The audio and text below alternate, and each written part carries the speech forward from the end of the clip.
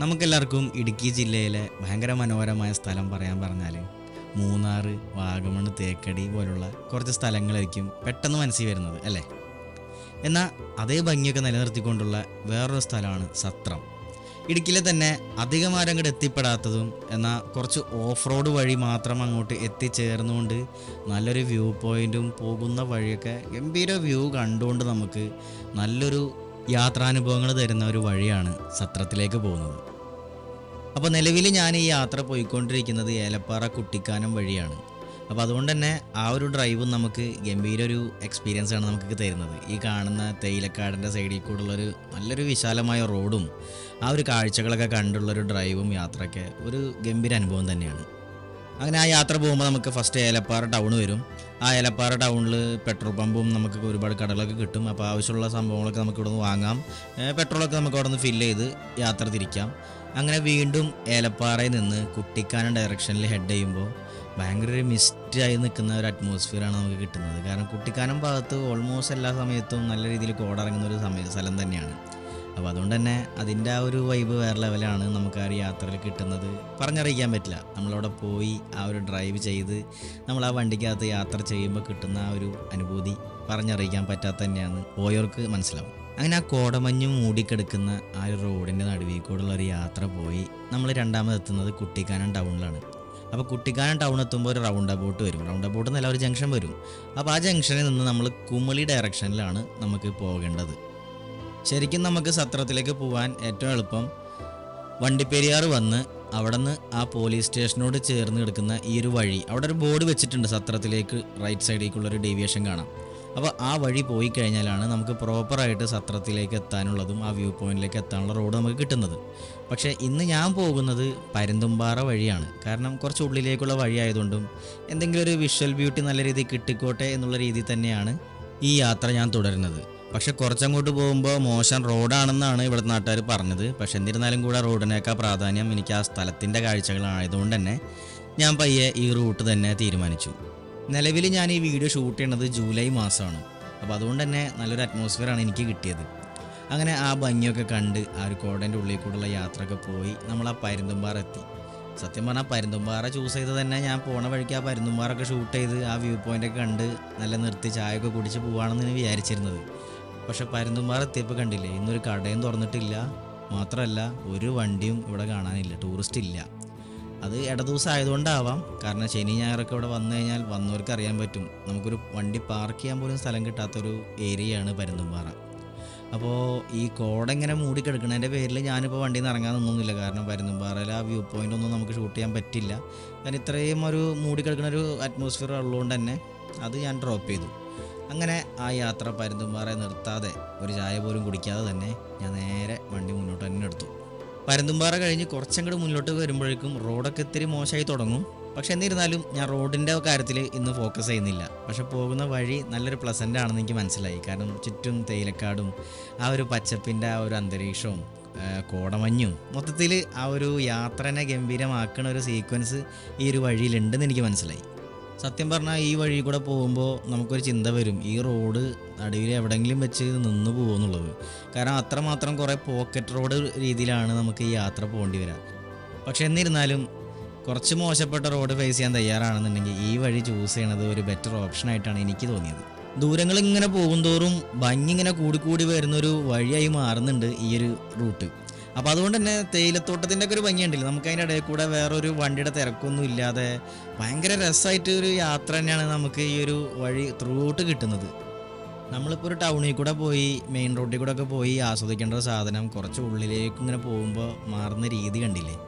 അപ്പോൾ അതുകൊണ്ട് തന്നെ സത്രം പോകുന്നവർ ഈ ഒരു വഴി, അതായത് പരുന്തുംപാറ വഴി ഈ ഉള്ളിലേക്കുള്ളൊരു റൂട്ടിൽ കൂടെ പോകുകയാണെങ്കിൽ അത്യാവശ്യം നല്ല രീതിയിലുള്ളൊരു ഡ്രൈവ് തന്നെ നമുക്കിവിടെ കിട്ടുന്നുണ്ട്. റോഡ് എന്ന് പറഞ്ഞാൽ അത്ര വലിയ മോശം എന്നല്ല, പക്ഷെ എന്നിരുന്നാൽ എല്ലാ വണ്ടിക്കും പോകാൻ പറ്റുന്നൊരു ആക്സസ് തന്നെ ഈ റോഡിനുണ്ട്. ചില സ്ഥലത്തൊക്കെ നല്ല റോഡ് വരും, ചില സ്ഥലത്ത് മാത്രമാണ് ഈ ഗട്ടറുള്ള റോഡ് വരുന്നത്. പക്ഷെ എന്നിരുന്നാലും ഈ ഒരു സ്ഥലം ചൂസ് ചെയ്യുകയാണെങ്കിൽ, അതായത് സത്രം പോകുമ്പോൾ ഈ വഴി പോകുകയാണെന്നുണ്ടെങ്കിൽ ശരിക്കും നമുക്ക് ആ ഒരു ട്രിപ്പ് ഗംഭീരമാക്കണ ഒരു ഡെസ്റ്റിനേഷനായി മാറും.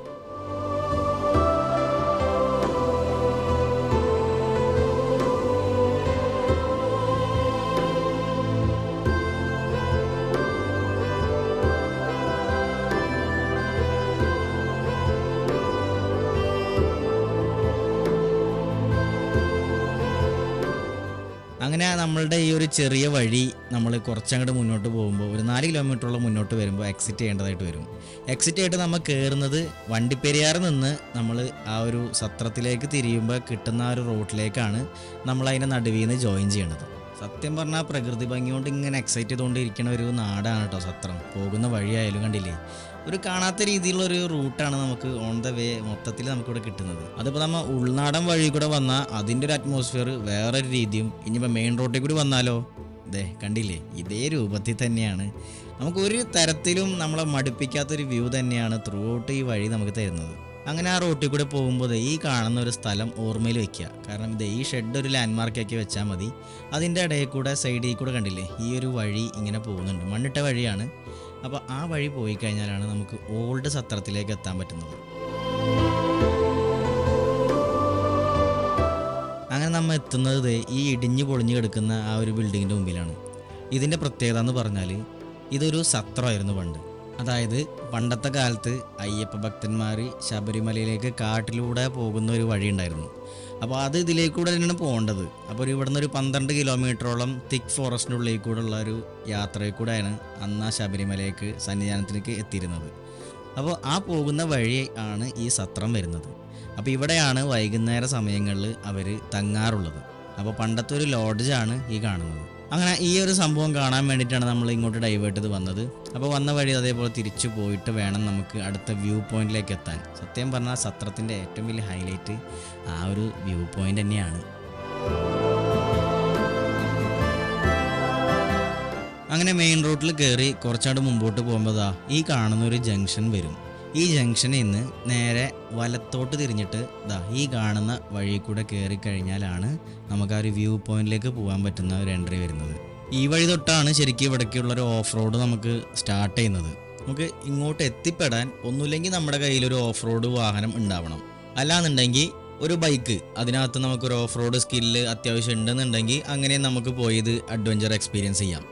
ഇനി ഇത് രണ്ടും ഇല്ല, നമുക്കൊരു നോർമൽ കാറാണ്, അധികം ഗ്രൗണ്ട് ക്ലിയറൻസ് ഒന്നും ഇല്ല, ഒരു 4x4 സപ്പോർട്ടിംഗ് ഒന്നും ഇല്ലാത്തൊരു വണ്ടിയാണെന്നുണ്ടെങ്കിൽ ഇവിടെ നമുക്ക് ഒരുപാട് ജീപ്പ് ഹയർ ചെയ്യാൻ പറ്റും.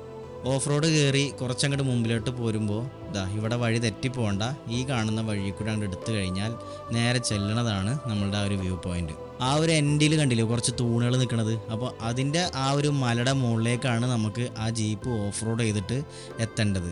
പക്ഷെ ആ പോണ ആ ഒരു കയറ്റത്തിൻ്റെ ഒരു ഓഫ് റോഡ് എന്ന് പറഞ്ഞാൽ ഒരു മാസീവാണ്. ഭയങ്കര ഒരു എക്സ്പീരിയൻസ് തന്നെയാണ് നമുക്ക് അവിടെ ആ ഒരു ഓഫ് റോഡിങ്ങിൽ നമുക്ക് കിട്ടുന്നത്.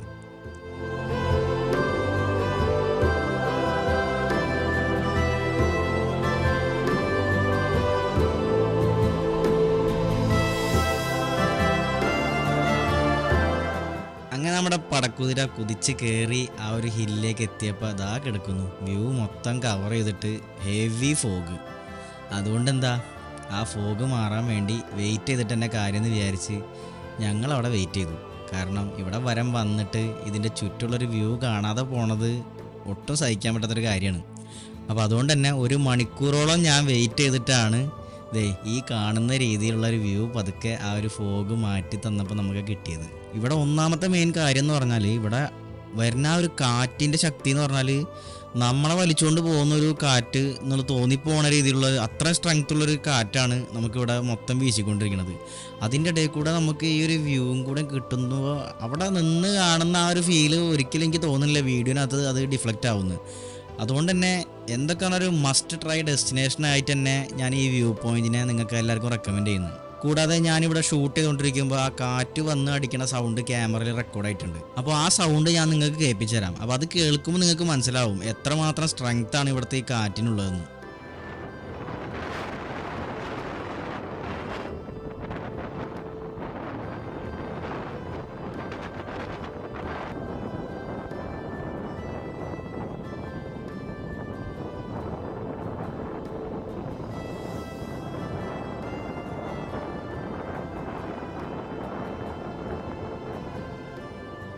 ഈ കാണുന്നത് ഒരു റോഡല്ല, പക്ഷേ മറിച്ച് NCC എയർഫോഴ്സ് വിങ്ങിൻ്റെ ഒരു റൺവേ ട്രാക്കാണത്. NCC കേഡറ്റ്സിന് വിമാനം പറപ്പിക്കാനുള്ളൊരു പരിശീലനം നൽകാനായിട്ടാണ് ഈ കാണുന്ന 12 ഏക്കർ ഭൂമിയിൽ ഇത് നിർമ്മിച്ചിട്ടുള്ളത്.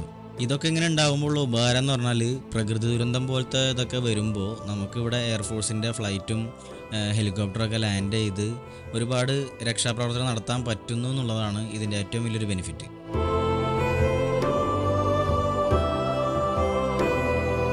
എത്ര നേരം വേണമെങ്കിലും നമ്മൾക്ക് ഈ മലനിരകളുടെ ഭംഗി ആസ്വദിച്ച് നിന്നാലും കൂടെ നമുക്കിവിടെ ആ ഒരു മടുപ്പ് വരുന്നില്ല എന്നുള്ളതാണ് ഇവിടുത്തെ ഒരു വ്യൂ പോയിൻറ്റിൻ്റെ ഏറ്റവും വലിയ സത്യാവസ്ഥ. ആ കാണുന്ന മലനിരകളുടെ താഴെയുള്ളത് മൊത്തം ടൈഗർ റിസർവ് ഫോറസ്റ്റാണ്. അപ്പോൾ അതുകൊണ്ട് തന്നെ നമ്മളിവിടെ നിന്ന് ഒത്തിരി ഒന്ന് സൂം ചെയ്തൊക്കെ നോക്കിക്കഴിഞ്ഞാൽ ചിലപ്പോൾ ആനയും കാട്ടുപോത്തും പുലിയൊക്കെ നടന്നു പോണത് നമുക്ക് സുഖമായിട്ട് കാണാൻ പറ്റും. പക്ഷെ അതൊക്കെ നമ്മളുടെ ഭാഗ്യം പോലെ ഇരിക്കും നമുക്ക് അതിനെ സൈറ്റ് ചെയ്യാൻ പറ്റുന്നത്. ഇവിടെ വന്നപ്പോൾ ഏറ്റവും ദേഷ്യം ഉണ്ടാക്കിയ ഒരു കാഴ്ചയാണിത്. നമ്മൾ ആരിവിടെ വന്നാലും നമ്മൾ മാക്സിമം വേസ്റ്റ് ഒന്നും വലിച്ചെറിയാതെ അത് നമ്മൾ തന്നെ അത് ഹാൻഡിൽ ചെയ്ത് കളയേണ്ട സ്ഥലത്ത് കൊണ്ടുപോയി കളഞ്ഞ് ഈ ഒരു നേച്ചറിൻ്റെ ഭംഗി നിലനിർത്തണം. അതുകൊണ്ട് തന്നെ ആരിവിടെ വന്നാലും ഒരു റെസ്പോൺസിബിൾ ട്രാവലറായിട്ട് തന്നെ തിരിച്ചു പോവുക. അടുത്തതായിട്ട് ഇനി ആ കാണുന്ന മലയുടെ മുകളിലേക്കും കൂടെ ഈ വണ്ടി ഒന്ന് ഓടിച്ച് കയറ്റി കുറച്ചും കൂടെ നല്ലൊരു ഓപ്പൺ വ്യൂ കാണാൻ വേണ്ടിയിട്ടാണ് ഞാൻ അവിടെ നിന്ന് ഇറങ്ങിയത്.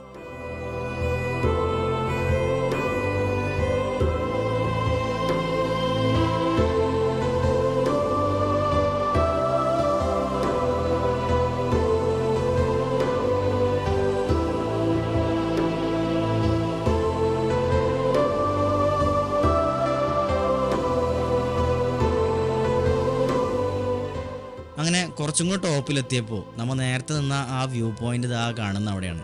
അപ്പോൾ ഇവിടുന്ന് ആ ഒരു വ്യൂ കാണുമ്പോൾ നോക്കി ഒരു ഓപ്പൺ ആയിട്ട് കിടക്കുന്ന ഒരു ഗംഭീര ഒരു വ്യൂ തന്നെയാണ് നമ്മുടെ മുമ്പിൽ. ഇത് ത്രൂ ഔട്ട് നമുക്ക് എവിടെ നോക്കിയാലും കിട്ടുന്നത്.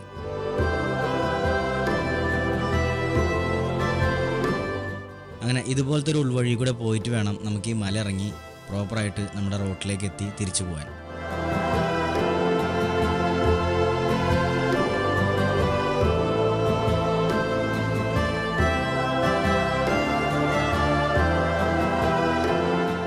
അങ്ങനെ ആ ഒരു ചെറിയൊരു ഓഫ് റോഡൊക്കെ കഴിഞ്ഞ് നമ്മൾ തിരിച്ച് ഇതുപോലത്തെ ഒരു വഴി കൂടെ എത്തും. ഈ വഴി നേരെ എക്സിറ്റ് ചെയ്യണത് നമ്മൾ വന്ന ആ ഒരു മെയിൻ റോഡിലേക്കാണ്. ഇനി ഇങ്ങോട്ട് KSRTC സർവീസും കൂടി ഉണ്ട് കേട്ടോ. കാരണം നിങ്ങൾക്കിപ്പോൾ കുമളിയിൽ നിന്ന് സ്റ്റാൻഡിൽ നിന്ന് കയറി കഴിഞ്ഞാൽ അവിടെ നിന്ന് മൗണ്ട് സത്രം എന്ന് പറയുന്ന ഒരു ബസ് കിട്ടും. അത് നേരെ വന്ന് ഇറങ്ങുന്നത് ഇവിടേക്കായിരിക്കും. കൂടാതെ നിങ്ങൾക്ക് ഇനിയിപ്പോൾ ഈ സ്ഥലങ്ങൾ ജീപ്പിൽ വന്ന് നല്ല രീതിയിൽ എക്സ്പീരിയൻസ് ചെയ്യണമെന്നുണ്ടെങ്കിൽ ശരിക്കും ഞാൻ റെക്കമെൻഡ് ചെയ്യണം അതാണ്. ഒന്നുമില്ലെങ്കിൽ നമ്മളുടെ ആ ഒരു 4x4 വണ്ടിയായിട്ട് വരിക, അല്ലാന്നുണ്ടെങ്കിൽ ജീപ്പ് ഹയർ ചെയ്ത് വരിക. എന്നാൽ മാത്രമേ ഇവിടുത്തെ എല്ലാ ഭംഗിയും നല്ല രീതിയിൽ ആസ്വദിക്കാൻ പറ്റുള്ളൂ. അപ്പോൾ അതിനായിട്ട് താഴെ ഞാനൊരു ജീപ്പ് ഡ്രൈവർ നമ്പർ മെൻഷൻ ചെയ്യുന്നുണ്ട്. അപ്പോൾ ആവശ്യക്കാർക്ക് അത് ഡയൽ ചെയ്തിട്ട് ആളോട് ഡീറ്റെയിൽസൊക്കെ ചോദിച്ചറിയാവുന്നതായിരിക്കും. വീഡിയോൻ്റെ തുടക്കത്തിലേ ഞാൻ പറഞ്ഞിരുന്നു, ഞാൻ കയറിയത് പരുന്തുംപാറ വഴി കുറച്ച് ഉൾവഴി ചുറ്റിയിട്ടാണ് ഞാൻ ഇങ്ങോട്ട് ഈ റോഡ് കണക്ട് ചെയ്തത്. പക്ഷേ പ്രോപ്പറായിട്ട് ഇപ്പോൾ KSRTCയും മറ്റേ ജീപ്പൊക്കെ വരികയാണെങ്കിൽ പ്രോപ്പറായിട്ട് വരുന്നൊരു റൂട്ടാണ് ഇപ്പോൾ ഞാൻ ഇത് എക്സിറ്റ് ചെയ്യാൻ ഉപയോഗിക്കുന്ന റൂട്ട്. അപ്പോൾ ആ റൂട്ടിൽ കൂടെ പോകുമ്പോൾ എന്തൊക്കെ കാഴ്ചകൾ കാണാനുണ്ടെന്നുള്ളതാണ് ഇനി അങ്ങോട്ടേക്കുള്ള കുറച്ച് നേരം. പോകുന്ന വഴിക്ക് നമുക്ക് AVTയുടെ ഒരു ടീ ഫാക്ടറി ഔട്ട്ലെറ്റ് നമുക്ക് കാണാൻ പറ്റും. ഇവിടെ കണ്ടപ്പോൾ എനിക്ക് ആ ഒരു ടീ ഫാക്ടറി നിൽക്കുന്ന ആ ഒരു ലൊക്കേഷൻ ഭയങ്കര ഇഷ്ടമായി. അപ്പോൾ അതുകൊണ്ടാണ് ഞാൻ അത് ഷൂട്ട് ചെയ്തത്. കൂടാതെ പോകുന്ന വഴി നമുക്ക് റോട്ടിൽ നിന്ന് നോക്കിക്കഴിഞ്ഞാൽ ഇതുപോലത്തെ മനോഹരമായ കുറേ വെള്ളച്ചാട്ടങ്ങളും ആ ഒരു നേച്ചറിൻ്റെ പല പല രീതിയിലുള്ള നല്ല ഭംഗിയുള്ള കുറേ ഫ്രെയിമുകൾ നമുക്കിവിടെ കാണാൻ പറ്റും.